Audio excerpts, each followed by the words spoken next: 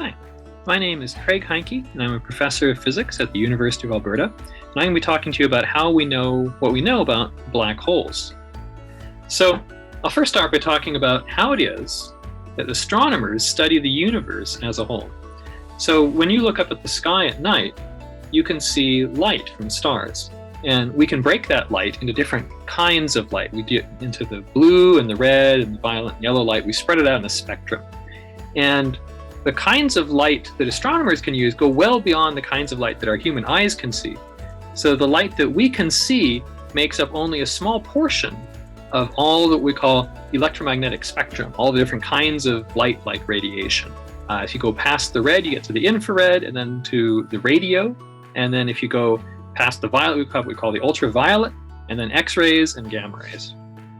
And astronomers use all these different kinds of light to study the universe. We need to use all of these to try to piece together to find out what's going on in different places. So let me give you just an example of infrared radiation. So this is the radiation that's past the red, right? And so we find this coming from all kinds of objects in the universe.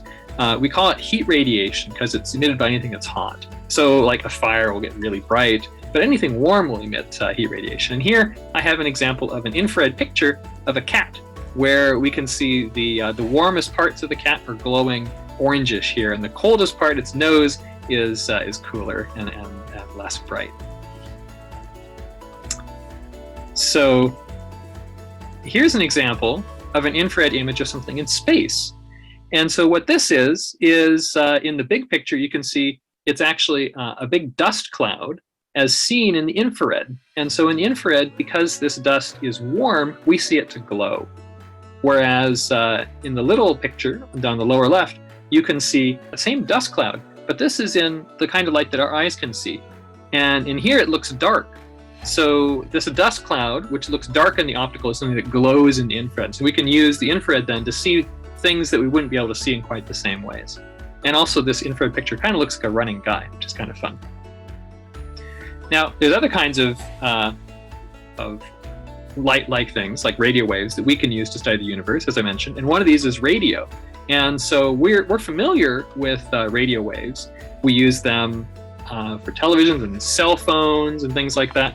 Microwave ovens are one kind of radio waves. And we can use radio waves to study, this case is an exploded star, Cassiopeia A, that we can study the radio waves coming from that and learn things about how this star exploded and things like that. Another one, this is my favorite actually, is X-rays. So we're familiar with using X-rays. We pass X-rays through a hand, for instance, to see where the bones are, like in this image here. Those are shadows of X-rays, basically. And so we can look at X-rays, usually not to pass through things, but instead to kind of image the hottest things in the universe and see how they're glowing and learn about those things. And so an example of that is that same exploded star that I just mentioned before, called Cassiopeia A. We have an image of that here in X-rays, so we can study what was inside the star when it exploded and how the explosion was moving outwards, all this kind of stuff. So there's many different things that we study in astronomy. We can look at planets in our solar system, we can look at stars and gas and dust farther away, and even distant galaxies. And what I want to particularly focus on in this talk is black holes. So black holes, as I think most of you may know, are areas of space where something has gotten squished down so dense that nothing can get out of it, not even light. And they have an event horizon around it, which is marking the area where nothing can get out of. And black holes come, to our knowledge, in two different varieties. There are those that are a mass that are just a few times heavier than our sun, and there are those that are millions of times bigger and more. We can look at stars, which are like our sun, but farther away. And some of them are bigger and brighter, others smaller and fainter. This is a cluster of a whole bunch of stars, one of my favorite clusters. And these stars live for millions or billions of years, depending on the type of star. And eventually they're going to die. Eventually they run out of fuel in their core, and then they're not able to keep producing energy, and they kind of either gently die, kind of blowing off their outer layers, like this image here, this is a planetary nebula. Very beautiful image of what happens when a star like our sun comes to the end of its life, billions of years in the future, and its core will kind of collapse something really small, and the outer parts will kind of be sloughed off into space, kind of like seeds from a dandelion. But stars that are heavier, much heavier than our sun, when they come to the end of their life, they're going to have a much more violent end. So we can trace the life cycles of stars down these different paths. So they all start with a cloud of gas and dust kind of coalescing together to form a star. And then if the star is like our sun, eventually that, in billions of years, that star will eventually puff up into a red giant, and then it'll kind of blow its outer layers gently off and leaving a core that we call a white dwarf. But a star that's much heavier than our sun will follow the bottom track. It will eventually come to the point where instead of just kind of blowing off its outer layers gently, it has a supernova, which is a massive explosion that tears the star apart, but it leaves a tiny core that collapses down to a really, really, really dense object. Either a neutron star, which is about the size of a city like Edmonton, whereas white dwarfs are about the size of Earth. For the most massive stars, the core will collapse down even farther than that into a black hole. We see a bunch of examples of supernovae that have happened in our own galaxy over the past million years or so. And this is an example of one called the Crab Nebula, showing the explosion in this is now light like we can see with our eyes. So I mentioned that black holes have such strong gravity because they're just so dense that nothing that's really close to it can escape, not even light. Now, a black hole that's a far ways away isn't any danger to us because its gravity isn't strong enough to tear us away here on Earth or anything like that. It would have to be very close to do anything dangerous. There are no black holes anywhere near us. So now the trick is, I've said, black holes, anything that falls into it is gone, not even light can get out. So how could we possibly study black holes? So there's several different ways that we can do it, and I'm going to talk about these 4 ways of studying black holes. So the first way is light from material falling in before it actually gets into the black hole, but as it's falling inwards, it gets really dragged around really, really fast and smashed together, and it gets really hot and glows, and we can see that.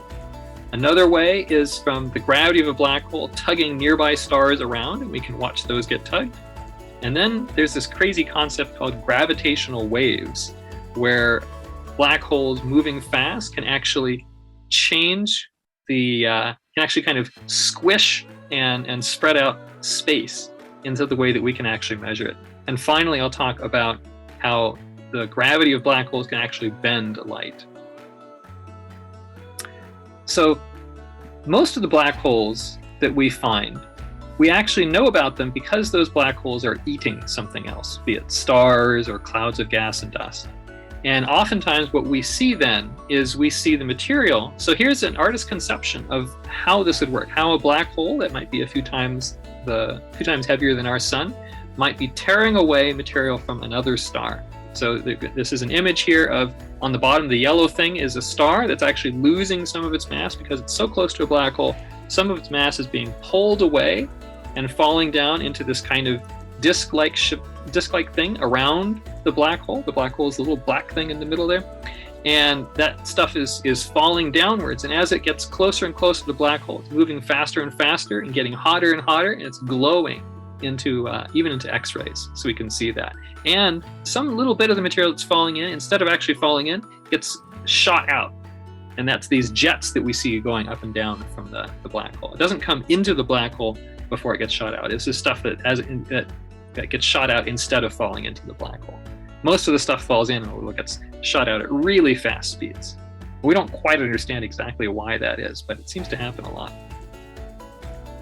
And so that previous one is art, but this is an actual image of a nearby galaxy called M87 with the jet clearly visible in light that we can see. This is not a black hole that's just a few times the mass of our sun. This one is one that's something like 1 billion times the mass of our sun. And the stuff that's falling in is making this bright light that we see at the center of the galaxy in the upper left of this picture. And then we see the jet crossing the thing. So sometimes these jets can be the size of an entire galaxy. Now, this is a fun image that will help us to kind of understand what's going on as we try to study the black hole at the center of our galaxy. Now, our galaxy is kind of like a disk, and we're in the disk, and the center of our galaxy is also in the disk, and so we have to look through a whole bunch of the galaxy to see the center of our galaxy, where there's a giant black hole. Now, so if you look on this picture here, you can see our galaxy it's kind of in the middle to the upper right of this image here, and you see also something very strange. Down here at the bottom are two telescopes. These are located in South America, and one of them has this line going up towards the center of our galaxy, which is in the upper right part of this. Now, what is that? Is that light coming from a black hole shooting down at Earth? No, it's the other way around. It's a laser being shot from the telescope towards that black hole. Why are we doing that? Are we trying to shoot down that black hole or something? No, what's happening is that telescopes on Earth are bothered by the fact that stars twinkle. So if you look out at the sky at night, you might see the stars kind of twinkling. They get a little brighter and fainter and they move around. That's because the air has wind and such in it, and that kind of moves the light around just a little bit. So what we do sometimes is we want to find out exactly how that light moves. And so we can shine a laser through the air up to some point at the top of our atmosphere and then look at the light coming back and see how it wiggles. And then we can kind of adjust our telescopes to get a better picture, to get the best possible picture of things. So I say that, but you're kind of like, I don't know what he's talking about. So let me show you here. So this is an example of an image taken in infrared. We can't actually see the center of our galaxy in optical light because there's all this dust in the way, but in infrared we can see different things. So this is a picture of the center of our galaxy in infrared light, and there's a little square in the middle that shows you right around the center of our galaxy, right close to where that black hole is. And this is just looking at a bunch of stars, and this is without using the special laser we call adaptive optics. Now, if we turn on the laser, so now you can see here, we can make the image look much, much sharper. We can see these stars really, really clearly. And right in the center here, you can see a whole bunch of stars very close to that black hole in the center of our galaxy. So this is just adjusting the mirrors on a telescope with using this laser to tell how we should do it. Oops. So now I want to show you what it is that we learned. So this is now, this is data taken from a bunch of these images and put together so you can see it a little bit nicer. This is showing how a bunch of stars around the center of our galaxy have moved. And you can see that some of these are going in orbits around some spot here. Each of these stars is doing their own orbit. And we've watched them over tens of years and can watch them move around. And by doing that, we can actually weigh how much this black hole weighs. And we know now that it's about 3.6 million times as heavy as our sun. And that got Andrea Ghez and Reinhard Genzel the Nobel Prize in Physics a couple years ago. So that's one way that we can learn about black holes, by watching them tug around other stars, and then I mentioned before from watching them eat material. So then the third way I want to mention is gravitational waves. So gravitational waves are actually ripples in space and time caused by black holes moving fast. So this is an illustration here of kind of what it means to cause ripples in space and time. As two black holes go around one another, like in this illustration here, and get closer and closer and closer, their motion actually causes space and time to kind of warp. And so as that does that, it leads to this warping signature to go out into space, and we can sometimes see that somewhere on other parts of the universe. So let me give you another example here of gravitational waves. So when I say that it makes warps in space and time, what would that do? Well, this is a kind of an idea of how these gravitational waves do. So we're having, in this illustration, gravitational waves are coming by the Earth. What they're doing is they squeeze everything and stretch them as they go by. That's what a gravitational wave does. It's really a stretching of space and time and everything in it. So the Earth kind of gets stretched and squished. Not by very much, but an incredibly tiny amount, much smaller than an atom. But it's the kind of thing that we actually can study using instruments on Earth. So this is an example of one of them. This is something called the LIGO detector in Washington State in the US. And so at the bottom you can see a big road and then a little road coming up in a building there. And then you've got these two long things, the big long tubes, and we shine lasers down the tubes and back. And what are we shining these lasers down the tubes for? It's to check and see if one of these tubes is getting shorter than the other one. And if they kind of go like this, one getting shorter than the other one, we can say a gravitational wave is coming through and squishing the Earth and stretching it. Squishes in one direction while stretching in the other, and then squishes in that direction while stretching in the other. And so we can see this pattern and say, oh, this looks like what we expect from two black holes coming together until they merge. So now I want to actually show you what that sounds like. So I'm going to show you actually three different things all at once. I'm going to show you, well, first I'll show you a little bit of it and then I'll explain it.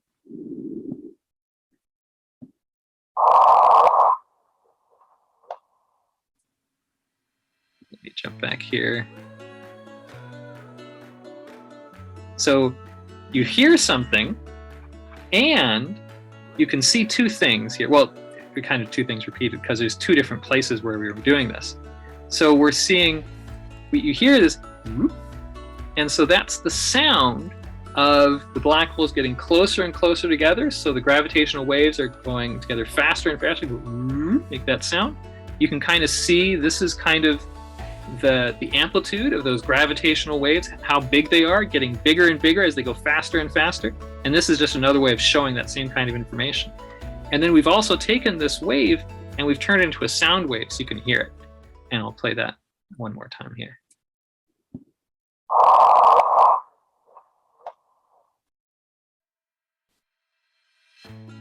So that's a lot of fun. And we've seen it not just from that one, but we've seen about 50 or so, or I should say heard, right? Because we can turn into hearing. We've heard about 50 of these black holes merging like that. Now this here is unfortunately not a real picture, not a real photograph we can take at this point, but this is a model of how a black hole can bend light. And you look at this and you're like, this looks kind of weird. It's kind of a weird shape.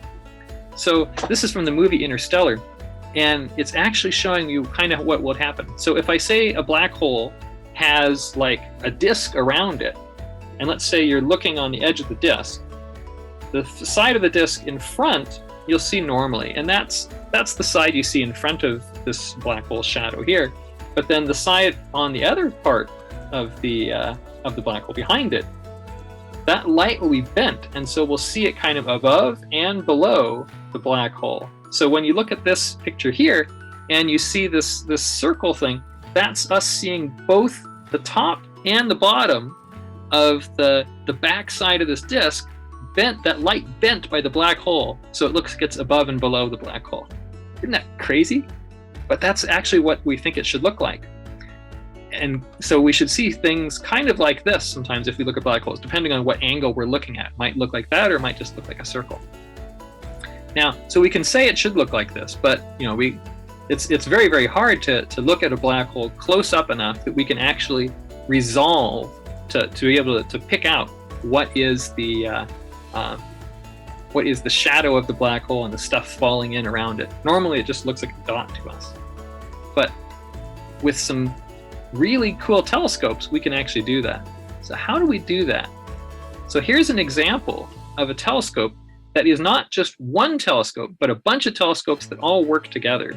And they have to kind of combine all their information together to give the kind of sharpness of vision that you would get from one telescope that's the size of the distance between the elements of the telescope. So this is called the Very Large Array. It's located in the United States, in New Mexico.